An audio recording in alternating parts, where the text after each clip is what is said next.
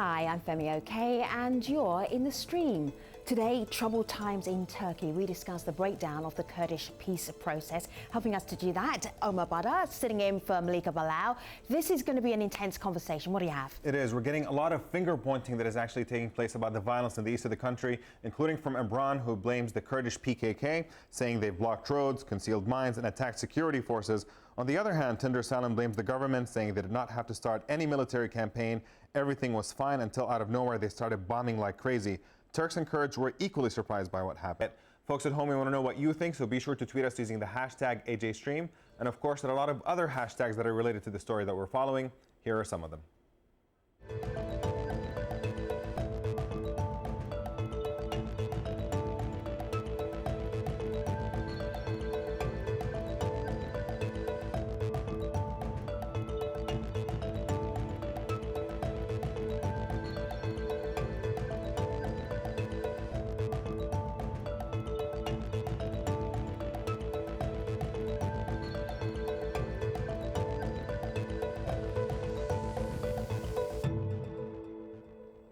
Violence has escalated in Turkey since July, which saw the collapse of a two-year ceasefire between the government and the Kurdistan Workers' Party, also known as the PKK.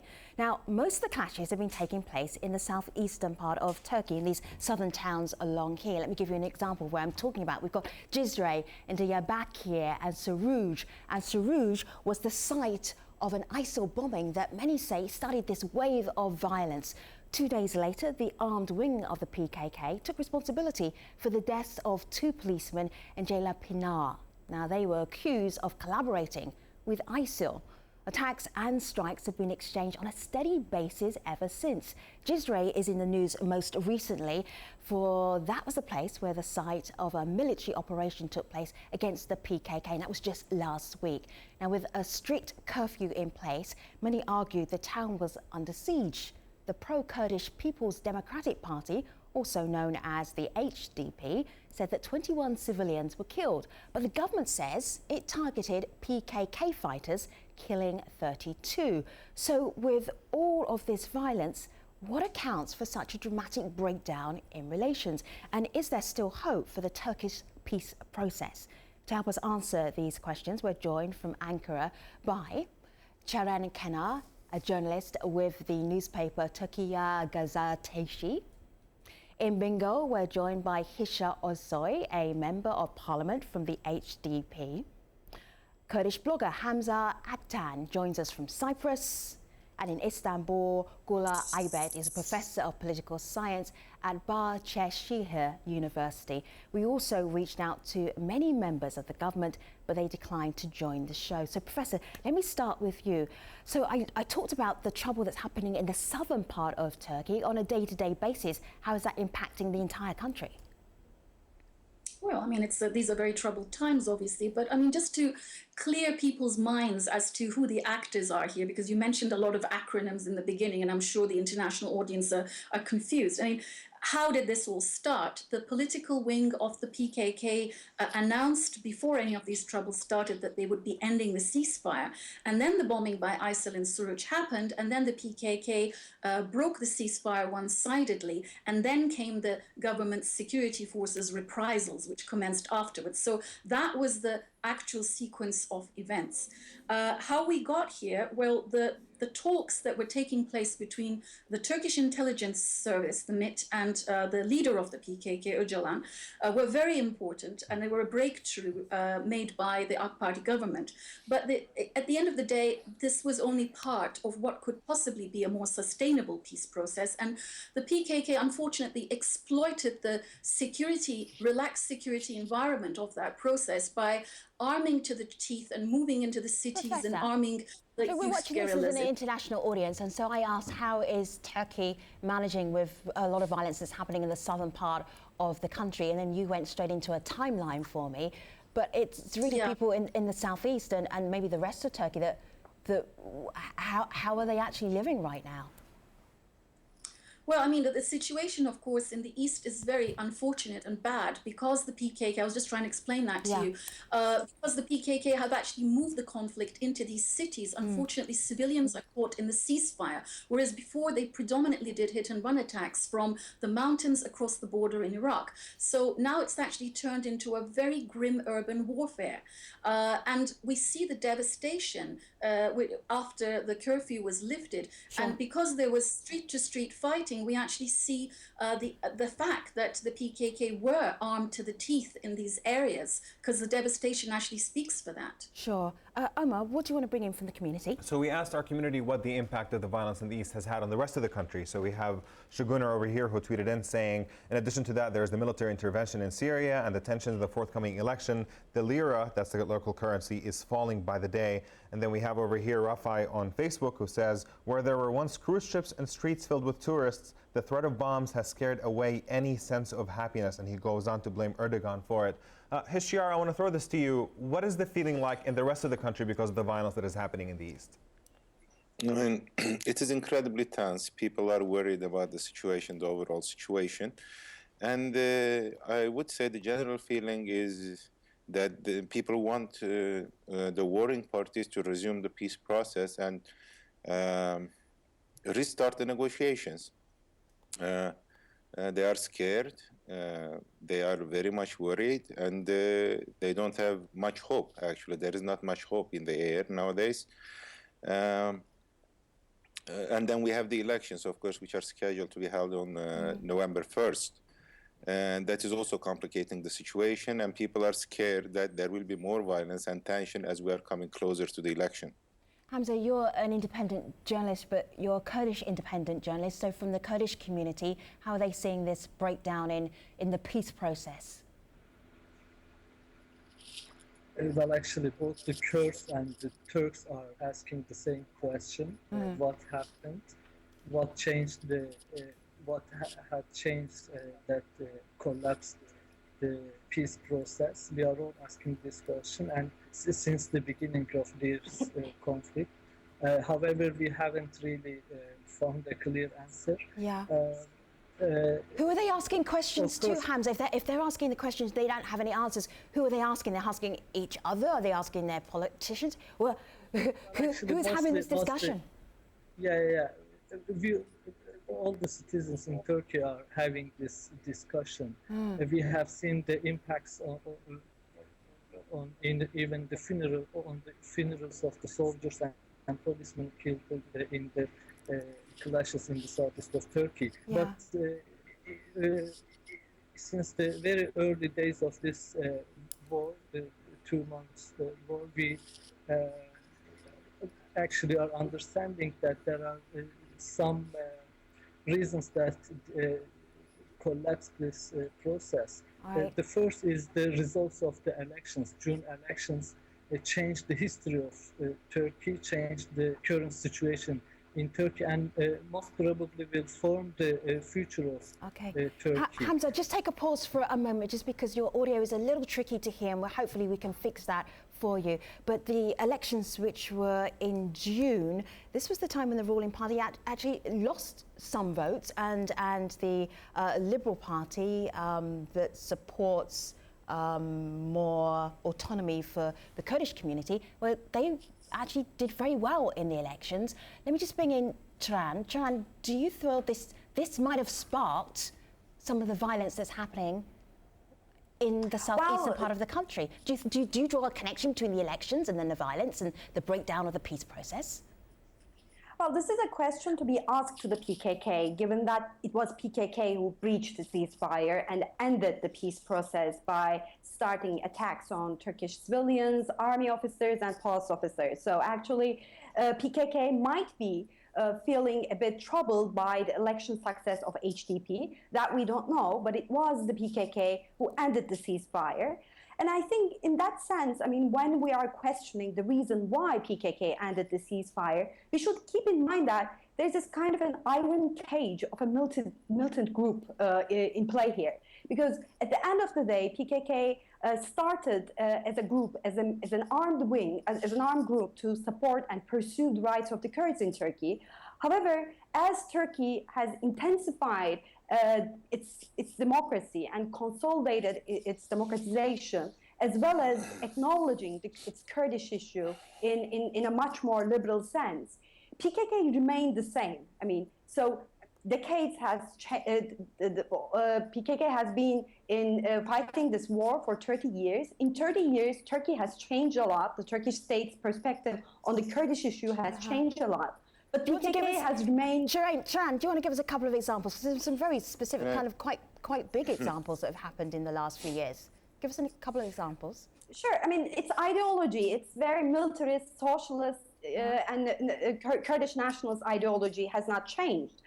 Its means has not changed. I mean, PKK is still an armed group. And when asked, PKK declares that they don't want an independent state for Kurds. However, they want more cultural and political rights for Kurds. But I don't see any legitimacy for any group in Turkey resorting to arms for further political and cultural rights. Take a pause. Hisha. Yeah, go ahead, Hisha. Yeah. I mean, I think we need to talk about this grim issue, the Kurdish issue, in a bit historical perspective. Miss Professor talk about the actual sequence of events, but I think that is not really the case.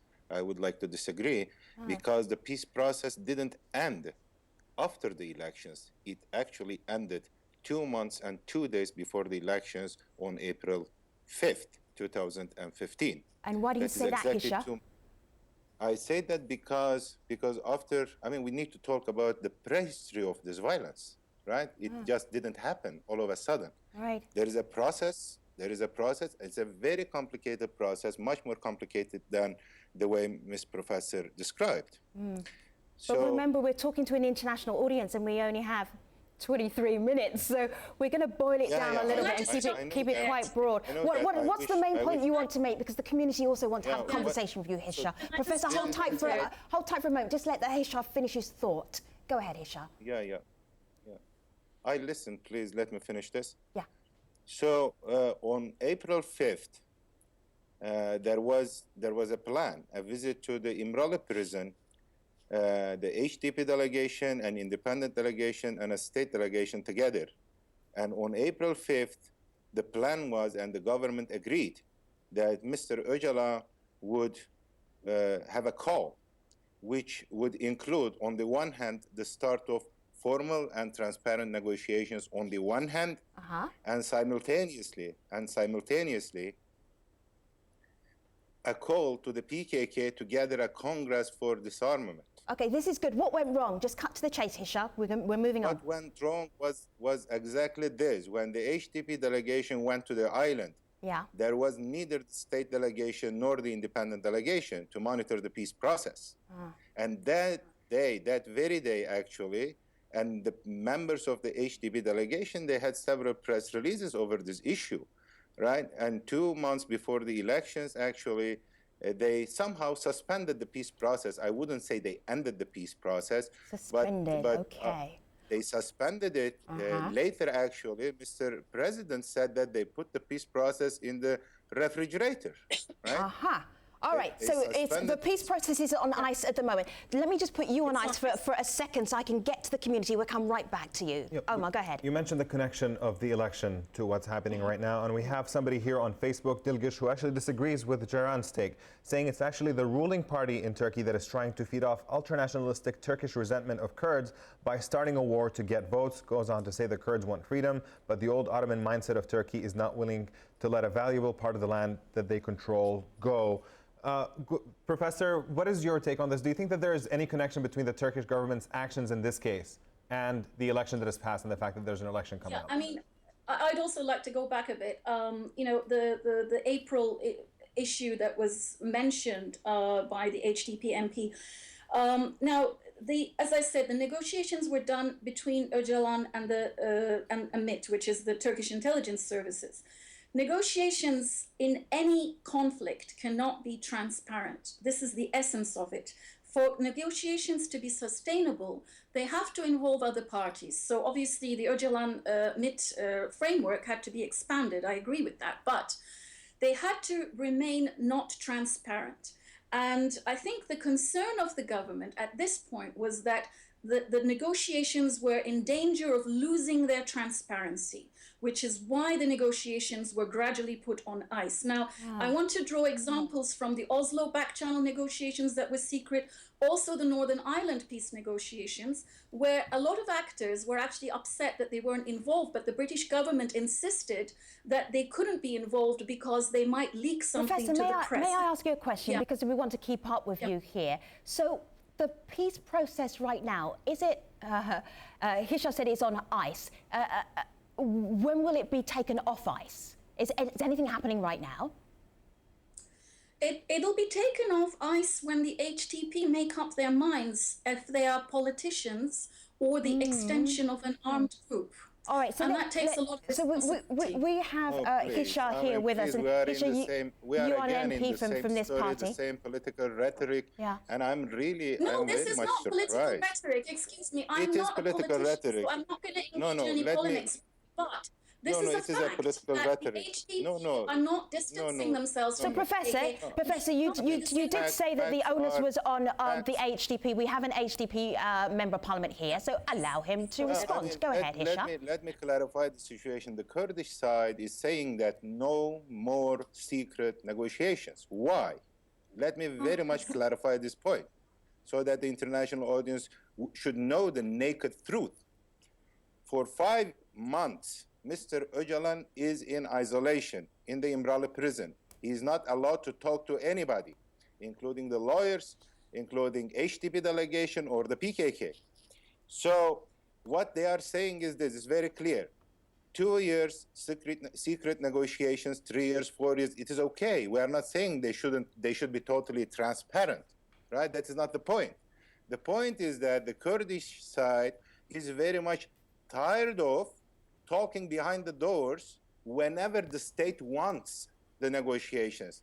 Please look at the situation. When the state doesn't want to have negotiations, they put Öcalan in isolation. How you can negotiate with a person who is your prisoner? It is as simple as that. If you wanna really have an actual peace process, what we are suggesting is Turkey, for example, can follow the example of for example, the Moro movement in the Philippines, right? Turkey is a part of the. Chiran, what did you want? What did you want to add? Hisha, let's share the conversation a little bit. Chiran, what did you want to add? Öcalan himself doesn't ask for a release. I mean, that's not even that's not a demand of Öcalan himself. So, of course, I mean, Öcalan is tried and put into prison for heading a terrorist organization. And PKK is a terrorist organization which is designated by the United States and European Union as well. Can be. So I think, look, my personal opinion is that if this peace process ends well, of course, the imprisonment of Öcalan, his conditions should be re-evaluated. However, this peace process has not been succeeded. And one of the main reasons why this peace process failed is because of PKK's violation of the ceasefire. I'll take a break for a moment. I'm going to bring some community into this conversation as well and then get right back to you. What do you have? We have an interesting piece about the ISIL connection to all of this. We have some people tweeting in about this. We have Hival over here who says the majority of Kurds believe Turkey helped ISIL, particularly during the Kobani siege, that's in neighboring Syria. Turkish government was cheerleading for ISIL, but we have some pushback from Alper who says, I don't believe that the ruling party in Turkey is pro-ISIL, as some suggest, but they are definitely not as combative towards them as they are against the Kurdish PKK. Hamza, how does ISIL fit into this? What do you say to people who are suggesting that the government was just using the ISIL excuse, basically, to go after the Kurdish groups? I would agree with them. There have been so many reports, claims so far from the Rojava and northern Syria that Turkey has been actually helping ISIS and other ultra-Islamist organizations against the Kurds in Rojava. We saw what the Turkish government did during the Kobani siege. Turkey first did not do anything despite the huge humanitarian crisis, despite the huge barbarian attack. hundreds of Hamza? thousands of the Kurds were under attack. Hamza, what's your take on why you feel Turkey didn't do more to help its citizens in the southern part of the country? Could you repeat your question, please? Why do you think Turkey didn't help more with the ISIL issue? What's your take on that? Well, I mean, there have been so many indications that Turkey does not want any advance from the Kurds in anywhere in the Middle East, not only in Turkey, in Syria, in Iraqi Kurdistan. Previous governments in Turkey did not want the Kurds in Iraqi Kurdistan to form a government, to actually have an autonomy there. They wanted to, they committed so many operations to prevent the Kurds in Iraq to form a government. Now they have been working for 3 years now to basically prevent the Syrian Kurds to have an autonomy or to secure their regions. Hamza, if I may, I'm listening to all of you, and you've got ISIL on your doorstep. You have an ongoing issue between one group of communities and the rest of Turkey, and this is a really bad time to be falling out and for a peace process to completely have fallen apart. Where's the way forward, Professor? Well, I mean, I just want to come back because your question about Kobani. I mean, Turkey took in 200,000 refugees from Kobani. Nobody gets to mention that too much. But also, I mean, why didn't Turkey intervene at that particular time? For Turkish ground troops to go into Kobani at that time would have been drawing Turkey into the Syria. I listen to you, so please listen to me. Now, that would have drawn Turkish ground troops into the Syrian quagmire. And they just, no country can possibly, go for that. So, I mean, the issue of ground troops, as you know, all NATO countries are very wary of that with regards to Syria. So, I mean, I think when we're talking about the wider Middle East, the ISIL situation, the Syrian war, we really have to see the bigger picture and the strategic priorities of countries rather than whittle it all down to the strategic priority of Turkey is what? What's the strategic priority of Turkey? Good question. Well, the strategic priority of Turkey would like to... Yeah, I would like the professor I'm intrigued to what she was going to say. Professor, go ahead. Yeah, I mean, the strategic priority of Turkey right now is to find a solution to the end of the Syrian war, which is causing a lot of problems, to somehow see a separation between the PKK, which is a terrorist organization, and the HDP, which is a legitimate political party, so we can actually have a return to a legitimate peace process in the country as well. Let me just check in very briefly, because we're in the last couple of minutes of this programme, and we're heading to the post-show, so everybody will have more time to debate there. But Hisha, you said that the peace process is on ice. When do you think it's going to come off ice? Yeah, but let me clarify this one more thing. Yeah, in 30 seconds, that would be much appreciated. Yeah, yes. I mean, I don't know tonight, but I want to just disagree with Mr. Professor because because why? Because both Mr. Erdogan, the president of this country, and Mr. Prime Minister, they openly said that, not once, but repeatedly, that Rojava is their red line. They will never, ever let the Kurds form an autonomous political entity there. And that is their main strategy policy what's going on in here? Syria. We have Turan, and we have Hisha, we have Hamza, and then we have the professor.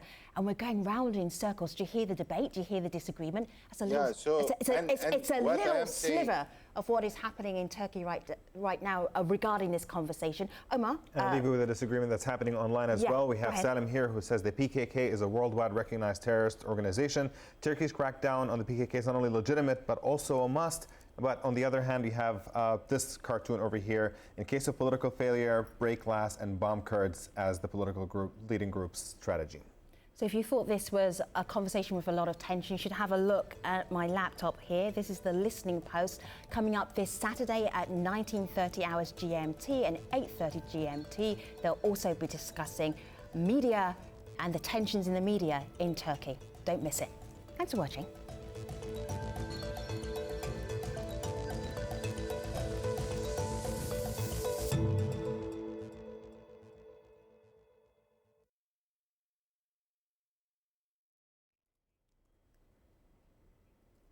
Hello again, welcome back. This is the Streams Online Post Show. Our guests, Charan Kanar, Hisha Oyseh, Hamza Aktan, and also Professor Gulnar Aybet. Wow, guests, how do you even keep this straight in your head? Is this everyday life, everyday discussion in Turkey, Charan? Because this unfortunately it is is. wild. I mean, even school kids are Middle Eastern experts in Turkey. Will tell you the difference between ISIS and Nusra and tell you different factions of PKK and other organizations. But also, it's incredibly serious. I mean, this is about Turkish citizens, it's about your neighbours, it's about the future of Turkey as well. If we were looking at the peace process, which seemed until, I don't know, 6 months ago, it seemed to be on track. How do you get it back on track again, Charan? I think PKK, I mean, the first condition of the peace process was actually a demand coming from the Turkish state, which was asking PKK to pull its armed militants out of Turkey. So this was the condition number one. And PKK has not actually complied to that demand and did not actually do their own homework. So if this peace process is going to start it again, and as a Turkish citizen, I hope it will start again, because we have no other solution than peace talks to solve the Kurdish issue in Turkey. In that case, PKK should keep its promise and pull its armed militants out of Turkey, because here is the basic definition of state, right? I mean, the state holds the monopoly of violence in its own territories. So no state would tolerate an armed organization having its own armed militants within its borders, forming independent courts. How popular, Charan, how popular is that take? Can I jump in? Yes, Hishan, I'm just curious as to how popular is Charan's take. No, I want to jump. Yeah, go ahead. No, I want to jump in. Because that definition of the state, the Weberian definition of state, is very much verbalized in Turkey, but they forget to add that the state has to use that violence in a legitimate way to protect people. And let me also remind you that there has never been a social contract between the Kurds and the Turkish state on which you can only claim the monopoly of violence. So exactly, we are talking about how to end this violence, how to develop a new social contract so that the PKK can disarm. This is the main problem. I very much agree with you. And that's why you are in the parliament. You were elected as an MP to write a new constitution. Okay. And PKK is hijacking your role. I mean, there should be a political solution to the Kurdish issue. You were elected as an MP. I congratulate you. This is a great success for the Kurdish political movement. And you should be in the parliament working, coordinating with the government, pushing the ruling party to write a new constitution. And unfortunately, PKK prevents you to do that, unfortunately. So let me finish by saying this, Femi. So the use of violence as a political means in the Kurdish context is something historical and structural. So what we are trying to do now is to somehow end this political violence and open political spaces where people can solve their problems through negotiations. Let me remind you that the PKK started the armed struggle after the military coup. And now they came to a point saying that actually we don't want to use more violence, but you need to create the conditions for disarmament.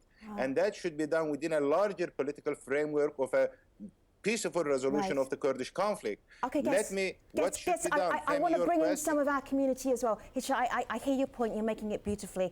Omar, what else do you have? We have an interesting comment here from B2L who says, by the way, how does the HDP's Jazeera mayor's speech about they're currently conducting a civil war helping the peace talks? Of course, that's a reference to Leila Imret.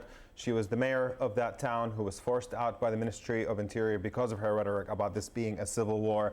Hishyar, I know that this is your party, but I want to throw this to Hamza. Do you think that people who are opposed to the government are using a rhetoric that is actually making things worse rather than better?